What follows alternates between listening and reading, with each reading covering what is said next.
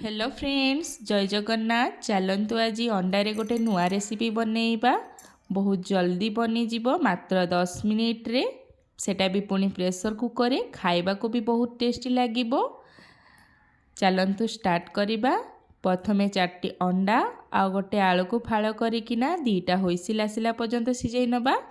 सेई pressure cooker रे अल्प टिके तेल देई अंडा को पूरा एपट सेपट करिकी पूरा रेड कलर हैला पर्यंत फ्राए करी नबा। एपट सेपट करी पूरा रेड कलर हैला परे काढ़ी देइछि मु। ताकू काढ़ी गोटे साइड रे रखी दबा। एबे सेई तेल रे किछि गोटा गरम मसला आ गोटे तेजपत्र देई दबा। कटा हेइथिबा पियाज देइकी ताकू एपट सेपट करी पूरा रेड कलर हैला पर्यंत फ्राए करी नबा। एपटे पियाज पूरा रेड कलर हो जाइए। एबे मु अदा रसुण आउ टमाटर पेस्ट दे देइछि पाखापाखि 2 चमच। ताकू टिके मिक्स करी नबा।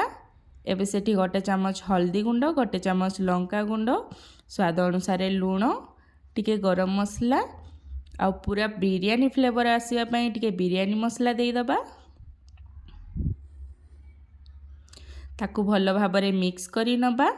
मसला को जेते समय कषिबा बिरयानी फ्लेवर सिमिति आसीबो। एक्चुअली ए डिश रो नाम होची एग पुलाव। ताकू टिके एपट सेपट करी कषिले टिके लागी गले टिके पानी देइकी कषि नबा। एपटे मु बिरयानी राइस नेची, आपण चाहिले कोनोसी भी राइस रे तयारी करि परिबे। एपटे मसला हे गलानी तो एबे आमे बिरयानी राइस को पकेई दबा। जेतिकी राइस नै थिबे तारो 2 गुना पानी नेबे। जेहेतु मु 2 कप राइस नैथिली 4 कप पानी नेची। ताकू टिके मिक्स करी देबे। एपटे भजा ही रखाई थिबा अंडा आउ आलू को देई दबा।